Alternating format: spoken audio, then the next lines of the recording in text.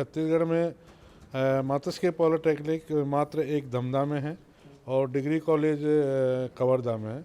मैं शासन को भी धन्यवाद देना चाहता हूँ, विशेष तौर से हमारे कृषि मंत्री साहब को, कि उन्होंने धमधा में ये मातस्के पॉलिटेक्निक खोला है। राजपुर में 20 एकड़ हमें ज़मीन दिया है और अभी बिल्डिंग बनने जा रही है और इसमें पूरे छत्तीसगढ़ के बच्चे पढ़ते हैं। सबसे खुशी की बात तो यह है, हर जिला से, हाँ, सरगुजा से लेके बस्तर तक और पूरे छत्तीसगढ़ के हर डिस्ट्रिक्ट के बच्चे हमारे यहाँ पढ़ते हैं।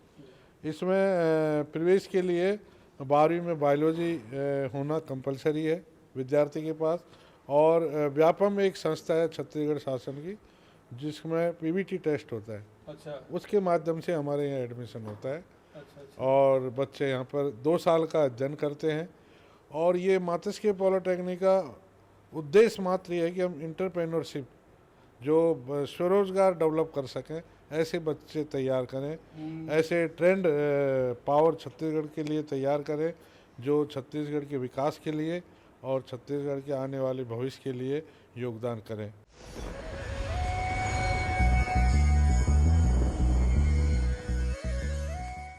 आज तो वसूली करके ही जाऊंगा। घनश्याम, अरे ओ घनश्याम। वो तो स्कूल गए हैं। स्कूल गया है। अरे बहाना तो ढंग का बनाती। हाँ लाला, मैं स्कूल ही गया था, फार्म स्कूल, जहाँ किसानों को सिखाई जाती है खेतों में पैदावार बढ़ाने की हर बात, जैसे मिट्टी के हिसाब से सही खाद, बढ़िया बीज और जरूरत के मुताबिक कीटनाशक, ताकि कम लागत में अधिक मुनाफा। ये पकड़ लाला, तेरा हिसाब साफ।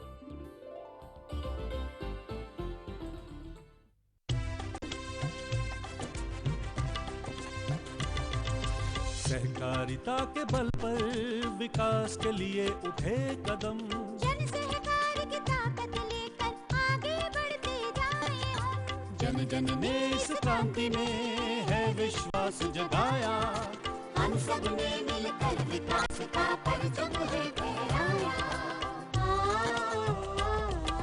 दूर जहां सूरज उगता उस धरती से मैदानों तक, हिम शिखरों की श्वेत बर्फ से हिंद महासागर तक, श्वेत क्रांति हो हरित क्रांति या ग्राम विकास की बात, एकता ही धर्म हो अब चाहे दिन हो या रात। कृषि मंत्रालय भारत सरकार द्वारा जनहित में जारी।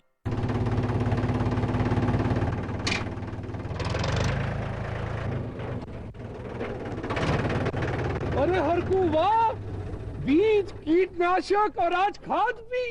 अरे इतना खर्चा कहाँ से? अरे खर्च की चिंता किसे है, मेरे पास है ये किसान क्रेडिट कार्ड। कार्ड? अरे बैंकों द्वारा जारी इस कार्ड से किसान उसकी सीमा तक की रकम कभी भी बैंक से निकलवा सकता है और खेती बाड़ी की सामग्री कभी भी खरीद सकता है। तो हरकू भैया एक कार्ड मेरे लिए भी। किसान क्रेडिट कार्ड के लिए नजदीकी बैंक से संपर्क करें और पाएं ढेर सारे लाभ।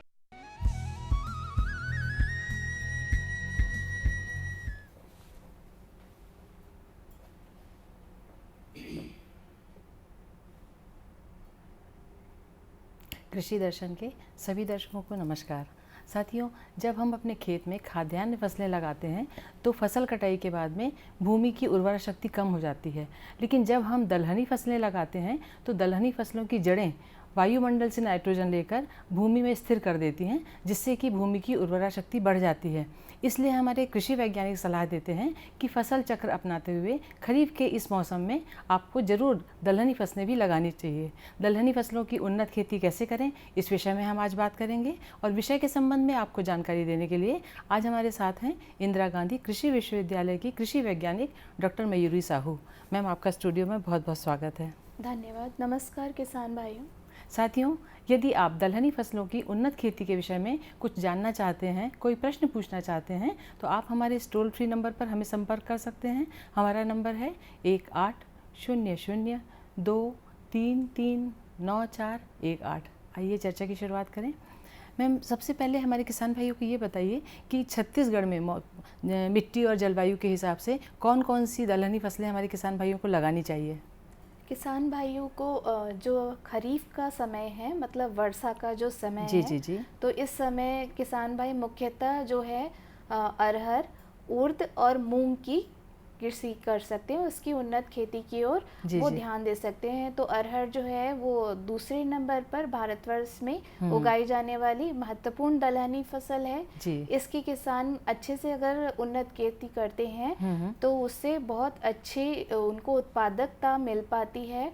15 से वो करीबन 25 क्विंटल प्रति हेक्टेयर तक का इसकी उत्पादन क्षमता वो ले सकते हैं। जी जी जरूरत है किसान भाइयों को उन्नत कृषि अपनाने की और उसके साथ साथ बीज की जो उन्नत किस्में हैं उसका उपयोग भी करें। जी जी आपने बीज की उन्नत किस्मों की बात की, कौन कौन सी फसलें लगानी चाहिए और फसलों की कौन सी प्रजाति, उन्नत प्रजाति जो है वो हमारे किसान भाइयों को चयन करना चाहिए, इसके विषय में थोड़ा बताइए। किसान भाई अगर अरहर की किस्म के बारे में बात आती है तो अरहर की हमारे इंदिरा गांधी कृषि विश्वविद्यालय द्वारा जो विमोचित प्रजातियां हैं, जैसे छत्तीसगढ़ अरहर 1 और छत्तीसगढ़ अरहर 2, राजीव लोचन, इसको किसान भाई यहाँ से संपर्क करके ले सकते हैं। इसके अतिरिक्त BDN 716, BDN 711, PT 0012, जिसको राजेश्वरी के नाम से भी जानते हैं किसान भाई।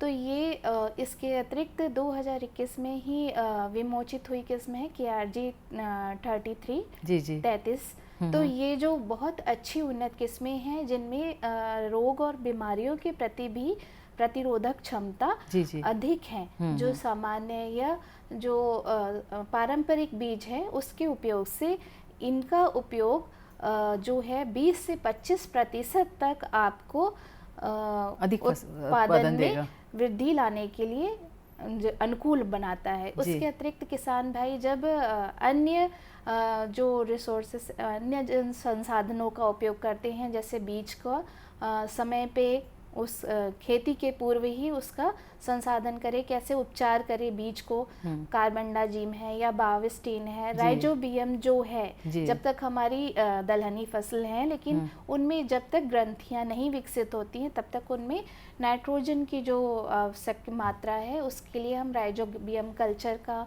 और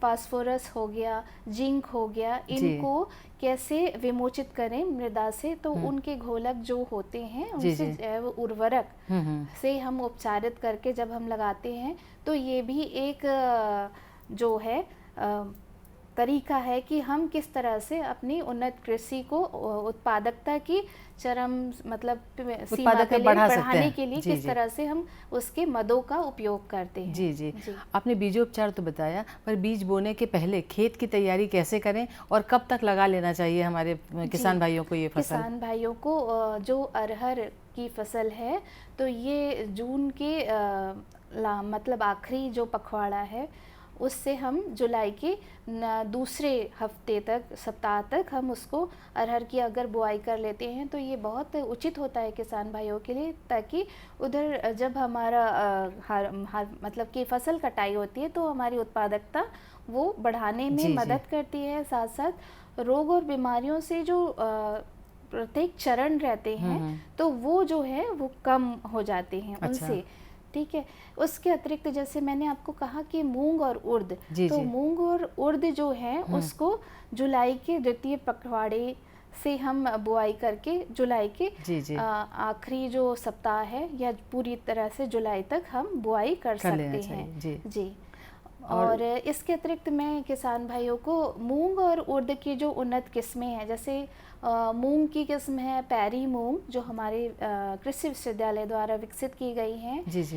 हम 1, हम 16, मालवी ज्योति, इनका भी उपयोग कर सकते हैं किसान भाई। ये 12 से 15 क्विंटल प्रति हेक्टेयर तक का अच्छी कास्ट के साथ उत्पादकता देने वाली किस्में हैं।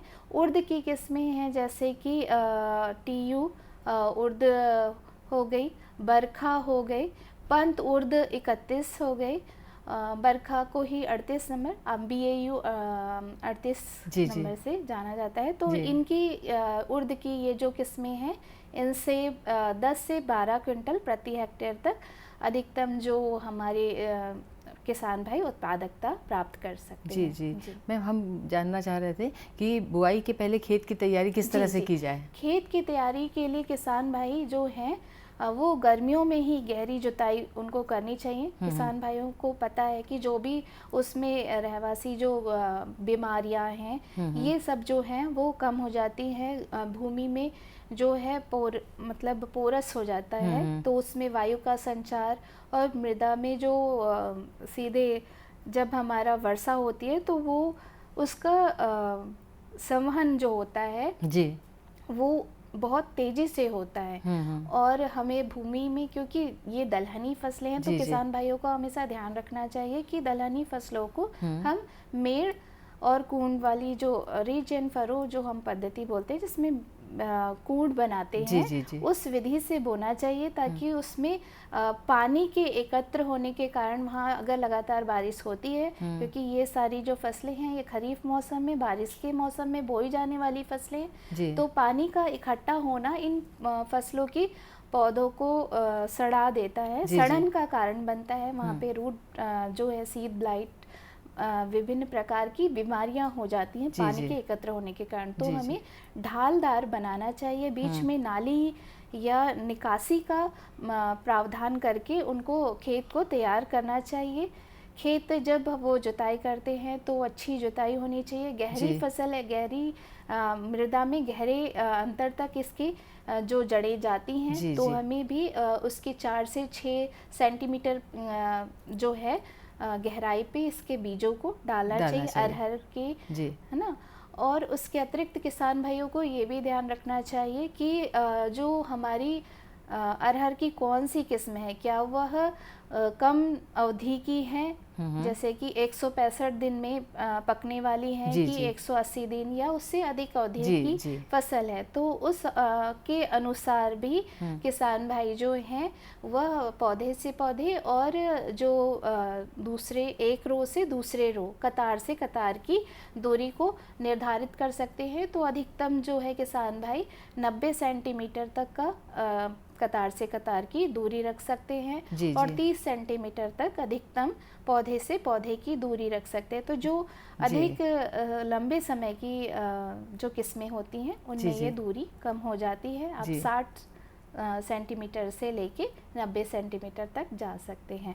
तो वो किसान भाई इस सब बातों को बुआई के समय तक ध्यान रखें, तो वो उत्पादकता बढ़ाने में आपको मदद करेंगे। जी, आपने बहुत अच्छा बताया। बारिश के मौसम में जल प्रबंधन बहुत ज़रूरी है, क्योंकि दलहनी फसलें हैं कम जल में होने वाली फसलें। अब इसके बाद आती है पोषक तत्व प्रबंधन की बारी, कि पानी के अलावा पोषक तत्व प्रबंधन किस तरह से किया जाए दलहनी फसलों में कि उत्पादन अच्छा हो। जी, क्योंकि ये दलहनी फसलें हैं, तो मैंने आपको बताया कि हमारे पास बहुत सारे विभिन्न प्रकार के जैव उर्वरक हैं, जो फास्फोरस है, जिंक है, इनको मृदा में उसको घुलनशील अवस्था में बना के हमारी फसल के उत्पादन को बढ़ाने का कार्य करते हैं। तो 200 ml से 400 ml तक जिस प्रकार से बीज का आकार है, छोटे बीज वाली जो फसलें हैं या जो प्रजातियां हैं उसमें 200 ml से, तो आप बढ़ा के उसको प्रति केजी बीज जो है वो आप उसको उपचारित कर लेते हैं। और उसके बाद हम उसके अतिरिक्त राइजोबियम कल्चर और हम आपने किसान भाई सब जानते हैं कि हम FIR मतलब कि पहले फर्टिलाइजर, फिर इंसेक्टिसाइड, फिर उसके बाद रेजिस्टेंस, तो इस तरह से हम जो उपचारण का तरीका है उसको अपनाते हैं और अपने बीजों को खेतों में फिर लगाते हैं। इसी प्रकार से मैंने कार्बेंडाजिम और बाविस्टिन जो हमारे कवक जनित रोग होते हैं मृदा में, क्योंकि कवक मौजूद होते हैं, तो वो उसको फफूंद से ग्रसित करके रोग जो है पौधे की शुरुआती जो अवस्था होती है उसमें प्रभावित करके जी पौधे को नुकसान पहुंचा सकते हैं, तो उससे ये रक्षा करते हैं अच्छा। फफूंद जनित रोगों से। जी जी जी, जी। मैम बारिश में एक सबसे बड़ी समस्या होती है खरपतवार की, चाहे वो खाद्यान्न फसलें हों, दलहनी जी। फसलें हों या साग सब्जियां हों। जी। तो दलहनी फसलों में अगर खरपतवार आती है जी, तो जी। किस तरह से उसको नियंत्रित की जाए? जी, किसान भाइयों को खरपतवार के लिए सभी जो बीमारियां या खरपतवार है उनकी जो संग्रहण करता है भूमि, तो हम जब गर्मी में ग्रीष्मकालीन गहरी जुताई करते हैं तो वहाँ पे भी हमारा पहला प्रथम जो है उपचार होता है खरपतवार का। उसके बाद हम जब आगे बढ़ते हैं, हमने बुआई की, तो हम बुआई के बाद 0 से 3 दिन की अवस्था में जब मृदा में नमी हो जी तब हम उसमें पेंडामेथलिन का छिड़काव, जो उसका प्रभावी या सक्रिय इंग्रेडिएंट होता है, सक्रिय तत्व, उसके अनुरूप उसका छिड़काव किसान भाई प्रति एकड़ के हिसाब से कर सकते हैं। जैसे 8 से 10 ml प्रति एकड़ या प्रति स्प्रेयर जब हम बोल सकते हैं, अच्छा। उसकी दर से वो छिड़काव कर सकते हैं। तो ये तो आपकी हो गए कि हमारा जो फसल है, फसल की बीज है, उनके अंकुरण की पहले की बात। अच्छा। लेकिन अब जब अंकुरण हो जाता है उसके बाद भी अगर हमारे पास खरपतवारों की समस्या बनी रहती है तो हम शुरुआती जो निंदाई है या निराई है वो करते हैं। गुड़ाई के साथ साथ हम निराई करते हैं और उसके पश्चात 15 से 20 दिन के ही जब 2 पत्तियों की अवस्था होती है, 2 से 3 पत्तियों की, तब हम जो है क्यूजेलोफॉप या परसूट या टर्गा सुपर जो ये हैं, तो ये जो मैंने आपको रासायनिक तत्वों के नाम लिए, इनका आप उपयोग कर सकते हैं, छिड़काव कर सकते हैं। जी। और जो किसान भाई जब ये छिड़काव करते हैं तो उस समय उनको ध्यान रखना चाहिए कि आप पौधे से पौधे की दूरी यानी कतार और पौधे से पौधे की दूरी दोनों में ही इन रसायनों का अच्छी तरह से छिड़काव हो रहा है कि नहीं, इस पे वो विशेष ध्यान देना चाहिए उनको। और किस मात्रा में वह दवाई अलग अलग रासायनिक जो फार्म्स हैं उनके द्वारा दी जा रही हैं, तो किस तरह से किस मात्रा में लिखी गई हैं उस मात्रा से किसान भाई ज़्यादा ना डालें, तो उसका जो है जो प्रभाव है निष्क्रियता से बढ़ जाता है। और हमें दवाइयों का उपयोग जो है वो कम से कम करना पड़ता है। जी चाहिए। बारिश में खरपतवार के अलावा कीट और रोग की भी बहुत ज़्यादा समस्या होती है फसलों में, चाहे वो किसी भी तरह की फसलें हों। तो दलहनी फसलों में प्रमुख रूप से कौन कौन से कीट लगते हैं, कौन कौन से रोग लगते हैं और उनका नियंत्रण हमारे किसान भाई कैसे करें? जी, किसान भाइयों को हम शुरू से यही बोलते हैं कि जब आप अपने खरपतवारों का नियंत्रण कर लेंगे, तो क्योंकि खरपतवार जो हैं वो कीटों के और जो बीमारियों के संग्रहण का या उनके रहने की एक जगह अच्छी जगह बन जाती है। जी, तो हम उसका नियंत्रण करें। उसके अतिरिक्त हम अच्छी किस्मों का उपयोग करें जो निरोधक या प्रतिरोधक अपने में वह हेरिटेबल जो रहती है, शक्ति रहती है, विगर होता है, ओज होता है, उसके साथ होते हैं। अच्छा। तो इनका नियंत्रण ऐसे कर सकते हैं। उसके बाद जैसे कि मूंग है, मूंग में किसान भाइयों को भभूतिया रोग हो गया, जो पाउडरी मिल्ड्यू जिसको बोलते हैं, भभूतिया रोग, भभूतिया राख के पाउडर जैसा कुछ पाउडर हो जाता है। उसके अतिरिक्त आपको मोजेक हो जाता है, जो चितकबरा जो रोग होता है। तो इस दशा में, मोजेक की दशा में किसानों को उस पौधे को शुरुआती दशा में ही निकाल के उसको ज़मीन में गाड़ देना चाहिए। और भभूतिया रोग की दशा में उनको जो विभिन्न प्रकार के, जैसे कार्बेंडाजिम मैंने कहा आपको शुरुआती में ही, कि इस दवाइयों का उपचार करना चाहिए बीज के ही अवस्था में। तो ये रोग जो है आपको फसल को कम ग्रसित करते हैं। जी। रोगों के बारे में बहुत अच्छा आपने बताया विस्तार से। कुछ जब फलियां बनने लगती हैं तब क्या कोई इस तरह के कीट होते हैं जो फलियों को नुकसान पहुंचाते हों? जी बिल्कुल, कीट जो हैं विभिन्न प्रकार के कीट जो हैं वो दलहनी फसलों को बहुत ज़्यादा ही नुकसान पहुंचाते हैं। तो उस दशा में हमें जो अलग अलग प्रकार के चूसक कीट होते हैं जो पत्तियों से या फलियों में जाके कुछ छेदक होते हैं, कुछ जो होते बोरर्स होते हैं जिनको, तो ये विभिन्न प्रकार से फसल को जो है वो नुकसान पहुंचाते हैं। तो इस दशा में किसानों को जैसे इमिडाक्लोरपिड है, ये दवाई जो है इसका छिड़काव